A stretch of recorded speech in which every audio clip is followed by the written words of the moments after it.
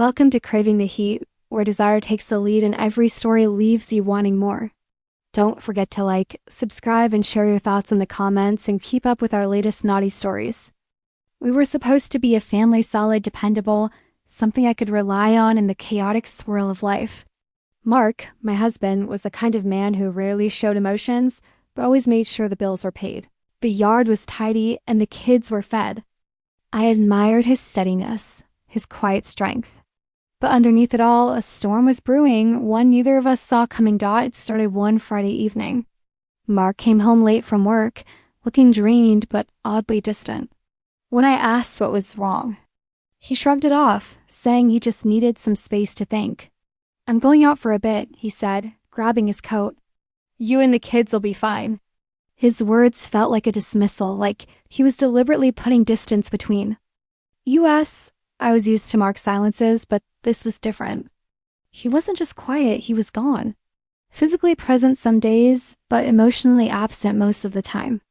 The next few weekends, he left us alone, going out late or disappearing altogether. He wasn't angry or confrontational, just gone. Like he was slowly removing himself from our lives. At first, I thought it was work stress, maybe a midlife crisis. But as the days stretched into weeks, I felt myself unraveling. Alone with the kids, with Mark's absence gnawing at my heart, I felt invisible, neglected. The loneliness was suffocating. One evening, after putting the kids to bed, I found myself scrolling through my phone, seeking distraction. That's when I saw a message from Daniel, a man I'd met months ago at a book club, charming and attentive in a way Mark hadn't been in years. Daniel wasn't someone I'd thought about seriously, just a harmless flirtation. But tonight, the message felt different, warm, inviting, promising. I hesitated but replied. Our conversation quickly deepened, crossing boundaries I told myself I would never cross. Daniel listened. He complimented me. He made me feel alive. And in that vulnerable state, I took the step I'd never imagined, agreeing to meet him. Our first meeting was electric and terrifying. There was guilt gnawing at my ribs, but there was also a desperate need for connection, for feeling desired again. Daniel kissed me softly, like a balm on old wounds. I told myself it was just a mistake, a moment of weakness, but it wasn't over. The following weeks, the affair grew. I hid texts, sneaked out for stolen moments, lived two lives, the dutiful wife and mother during the day, and the woman craving passion and attention at night. Meanwhile, Mark's distance deepened. One night, I confronted him, tears streaming down my face. "Why are you leaving us alone? Why won't you talk to me?" He looked at me, weary and haunted. "I needed to step away," he said quietly. "I was trying to figure out who I am. Without all this pressure, I didn't mean to hurt you." Those words broke me. He wasn't leaving me for another woman. He was lost inside himself. And I had taken that void and filled it with someone else. One evening, Mark came home early. Unexpectedly, I scrambled to hide my phone, my panic rising. But he wasn't angry. Instead, he sat down and looked at me, really looked at me, like he was seeing someone he'd forgotten. "We need to talk," he said softly. The conversation that followed was the hardest of my life. I confessed everything, my loneliness, the affair, my desperation. He didn't yell or leave. He just listened, his face a mix of pain and sorrow. "I was lost," he said, "and I pushed you away, but I want to find our way back." We decided to try therapy, to rebuild what we had shattered. It was messy and painful. I wrestled with guilt. He struggled with fear and confusion. But slowly, something shifted. The honesty brought us closer. We found cracks in our marriage not as places to hide secrets, but as doorways to deeper understanding. Months later, Mark and I stood at the edge of a new chapter, scarred but stronger. We learned that sometimes people leave not to escape, but to find themselves. And sometimes, in the spaces left behind, others take wrong turns. We weren't perfect, but we were real. And that was enough. The days after our confession felt like walking on a fragile thread stretched tight over a canyon. Every glance, every word carried weight. Mark and I were no longer the same people who shared a home and a history. We were two wounded souls, trying to figure out if there was any ground left beneath us. I wanted to fix things immediately, to erase the affair from our lives like it was a bad dream. But healing doesn't work that way. Each morning, I woke with a heavy ache, the guilt pressing down on me like a physical force. I replayed every moment with Daniel, every lie I told Mark, and hated myself for choosing a momentary escape over my family. Mark was quiet most days. The man who once seemed so steady now looked fragile, haunted by his own guilt. He had left us alone on purpose, but had he realized how much that emptiness could unravel a person? I think he hadn't. I think he thought space would bring clarity. Instead, it brought chaos. Our therapy sessions were brutal. We sat across from the counselor, spilling truths we never dared to say aloud. Mark confessed that he felt like a failure, a man who lost his family without even fighting for them. I confessed my loneliness and betrayal, how I felt invisible, and desperate for something, anything. That reminded me I still mattered. You took it too far, the therapist said gently, and I flinched. It was true, I had. But underneath those words was an invitation not to shame, but to understanding. Our marriage had cracks, but also layers of pain we had ignored for years. Mark's withdrawal wasn't just about needing space. It was about fear of not being enough, fear of failing me and the kids. And my affair wasn't just a reckless mistake. It was a desperate call for connection and love. In those sessions, we began to untangle the mess we had created, not just the affair, but the years of silence and distance that made it possible. The hardest part was rebuilding trust, a fragile thread I wasn't sure could ever be repaired. Mark had to decide if he could forgive me, and I had to decide if I could forgive myself.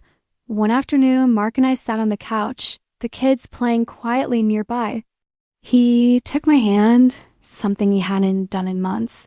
Let's take it day by day, he said. No promises, just today. And so we did. We started small.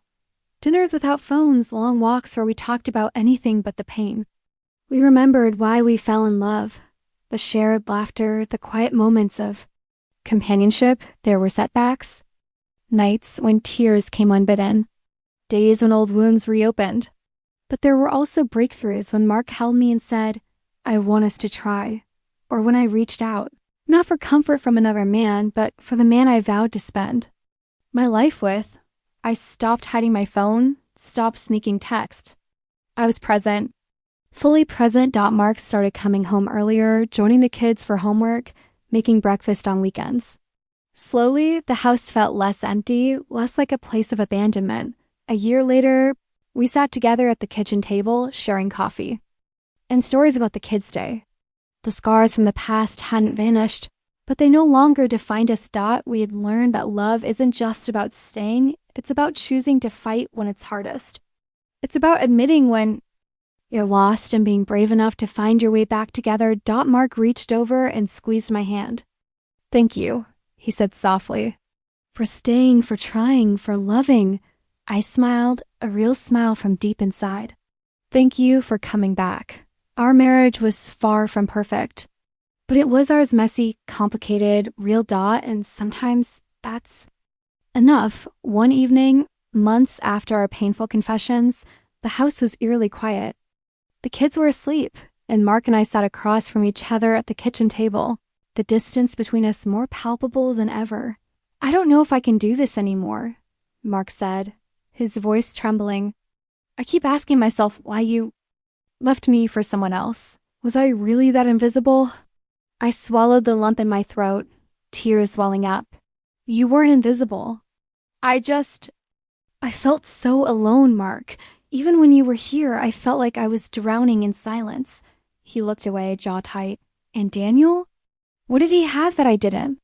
Everything and nothing, I whispered. He was just there when I needed to feel something real. But it was never about him. It was about what I was missing with you. Mark's eyes met mine, full of pain and confusion. Then why did you take it so far? Why hurt us like that? Because I didn't have an answer. That could fix the damage. The kids felt it too, even if they didn't understand it fully. Our oldest, Emma, started locking herself in her room more often, her grades slipping. Our youngest, Max, became unusually quiet and clingy. One afternoon, I found Emma sitting on the stairs, tears silently streaming down her face. "Mom, is Daddy going to leave us? Are you going to leave us?" I hugged her tight. "No, sweetheart. We're going to try to fix things. I promise we're going to do everything we can." But promises felt fragile. I realized then that our pain wasn't just ours, it rippled through our family, creating cracks that could widen if we didn't hold on. Eventually, Mark agreed that family therapy was necessary. Sitting in that room with our kids was both heartbreaking and healing. Emma finally spoke up about how scared she'd been, how lonely she felt. Max, with the innocence only a young child can have, asked why Mommy and Daddy weren't always happy. Mark and I held hands across the table, a silent vow that no matter how hard it got, we'd face it together for the kids, for us. One night, I decided to meet Daniel to tell him it was over for good. Sitting across from him in a quiet cafe, I felt a mix of anger, sadness, and relief. "I can't keep living a lie," I told him. "I need to come home." He nodded, surprisingly calm. "I never wanted to be the reason you lost your family." That moment made me realize how complicated betrayal can be, how it's not just black and white, but a tangled mess of needs, fears, and mistakes. Healing was slow. Some days felt like progress, others felt like we were back at square one. But each small step Mark's hugs, the kids' laughter returning, my honesty built a fragile bridge toward forgiveness. One evening, as we watched a movie with the kids, Mark whispered, "I'm proud of us. We're still standing." I smiled, heart full of cautious hope. We took it too far, yes, but maybe, just maybe, we can still find our way back. And with that, we started walking together. The days that followed felt like walking a tightrope stretched over an abyss. Every word, every glance between. Mark and me carried the weight of what had been broken and what might still be saved. I threw myself into repairing the fragile threads of our family life, but inside I was a storm of guilt, regret, and uncertainty. Mark, too, seemed caught in a battle between anger and tenderness. Sometimes he was distant and cold, and other times surprisingly vulnerable. One night, he sat beside me on the couch, his fingers trembling as he reached for mine. "I hate that this happened," he murmured, "but I hate even more that we stopped being us." I nodded, unable to speak through the lump in my throat. "I'm so sorry, Mark. I never meant to hurt you or the kids." He looked away, swallowing hard. "Maybe we both did." In different ways. Our kids were the unseen victims of our unraveling. Emma, once bubbly and bright, became withdrawn. Her laughter faded, replaced by silence and shadows. Max, though young, sensed the tension like a sixth sense and clung to me with quiet desperation. One afternoon, after a particularly difficult day, Emma broke down in tears. "Why can't we be like before? Why do you and Dad always fight?" Her words shattered me. I pulled her into my arms, tears streaming down my face. "I don't have all the answers, sweetheart, but I promise you we're fighting to fix this. For you, for Max, for us." Mark and I agreed to couples therapy, a place where raw honesty was demanded and given. It was painful, excruciating even, but slowly we peeled back the layers of resentment, fear, and misunderstanding. In those sessions, I learned about Mark's own hidden loneliness, his exhaustion from trying to be the perfect husband and father, while burying parts of himself he didn't know how to express. He learned about my silence, my craving for connection that had spiraled into something I never wanted. Outside of therapy, I made the hardest decision to end things with Daniel. Completely. Our affair had been a desperate grasp at something missing, but it was no longer a refuge. Sitting across from him at the small cafe where it all began, I felt a complicated mix of sorrow and relief. "I have to come home," I said softly. Eyes fixed on the steam rising from my coffee, he nodded, a sad smile on his face. I never wanted to be the reason you lost your family. You deserve to be whole. Leaving him behind, I felt a flicker of hope. Maybe the hardest choices were also the most necessary. Healing wasn't linear. Some days, Mark and I found laughter. Again in small moments, like making pancakes on a Saturday morning or watching Max chase bubbles in the backyard. Other days, the past cast long shadows, doubt creeping in like unwelcome guests. One evening, after putting the kids to bed, Mark pulled me close. "We're not the same people we were before," he whispered, "but maybe that's okay." I rested my head on his chest, feeling the steady beat of his heart. I want to believe that. I want us to find new ways to love. Slowly, our family began to mend. Emma started to open up, joining a support group for kids with divorced or separated parents. Max, too young to fully grasp the changes, blossomed in the renewed warmth of our home. Mark and I made new promises, not of perfection, but of commitment, to honesty, to vulnerability, to patience. One night, as the three of us sat around the dinner table, Emma smiled and said, "I think we're getting better, like a team." Mark and I exchanged a glance, hopeful, cautious, but real. I realized that the road ahead wouldn't be easy. There would be setbacks, tears, and tough conversations. But for the first time in a long time, I felt a deep, burning conviction. Love is messy, complicated, sometimes painful, but it's also redemptive. The husband who left us alone on purpose, intentionally, or not, had also forced me to confront parts of myself I'd long ignored. And though I took it too far, I was beginning to understand that the hardest betrayals often lead to the most profound growth. In the end, we chose to walk the path together, not just as husband and wife, but as partners who had survived the storm and were ready to build something new from the ruins. And that, I realized, was true love. The tender steps we took toward rebuilding our family were fragile, but real. Therapy sessions peeled back layers of pain, and sometimes Mark and I would catch glimpses of the couple we once were, laughing over inside jokes, sharing quiet evenings after the kids fell asleep. Yet beneath the surface, unease simmered. The cracks hadn't disappeared. They had only been covered by a thin veil of hope. One late night, while Mark was away on a business trip, I found myself scrolling through old messages on my phone, looking for some kind of closure. My fingers froze on a thread between me and Daniel, the affair I had ended but never truly understood why it had started. As I read, something fell off. There was a message from Daniel I had never seen before, sent a week after I told him it was over. "I'm sorry, but you don't know the whole truth about Mark," it read. A chill ran down my spine. My mind raced back to moments I'd overlooked Mark's.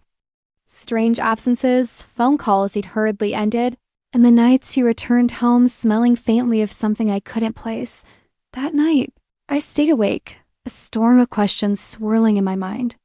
I thought Mark's leaving us alone had been a punishment or a sign of disinterest, but what if there was something deeper? Something I hadn't seen? The next day, my suspicions pushed me to confront him gently. "Mark, is there something you're not telling me? Something I need to know?" He looked at me, his eyes clouded with a mixture of guilt and pain. For a moment, I thought he might deny everything, but then he sighed and nodded. "There is," he confessed. "While you were dealing with your situation, I was fighting my own battle. I never meant for you to find out this way." What came next shattered everything I thought. I knew Mark revealed that he had been involved with someone else, a woman he met through work, but it wasn't a typical affair. She was someone who had been blackmailing him, threatening to reveal some sensitive financial information he had accidentally uncovered at his job. The woman wanted him to help launder money through a fake company he managed. Mark, terrified for our family's security and reputation, had kept the secret, distancing himself from us in an attempt to protect us. Hearing this, I was overwhelmed, not just by betrayal, but by the complexity of his silence. He hadn't left us because he stopped loving us, but because he was trapped in a dangerous game. One I had never imagined our pain was compounded by the realization that both of us had secrets. Both of us had been unfaithful in different ways. But Mark's situation was far grimmer, filled with fear and desperation rather than betrayal. We faced a new battle, one that involved law enforcement, attorneys, and late-night meetings trying to unravel the mess Mark had stumbled into. The children, unaware of the full extent, could only sense the renewed tension. But in the midst of chaos, we found a new bond, a shared fight for our family's future.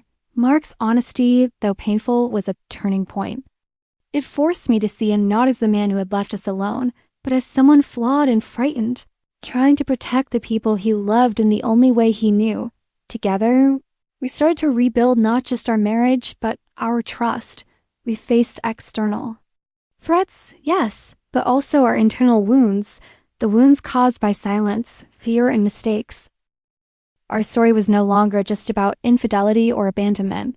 It was about survival, forgiveness, and the messy, unpredictable way love can stretch and reshape us. In the end, the hardest truths brought us closer, proving that even when we take things too far, when we stumble and fall, there is still a way back if only we are willing to fight for it. The weeks that followed felt like living in a storm. Mark and I were pulled into a world of police interviews, legal meetings, and countless sleepless nights. The woman who had been blackmailing him was finally caught, thanks to evidence Mark had secretly collected. It wasn't just relief, it was the first glimmer of hope we'd had in months. Through it all, our children remained the center of our world.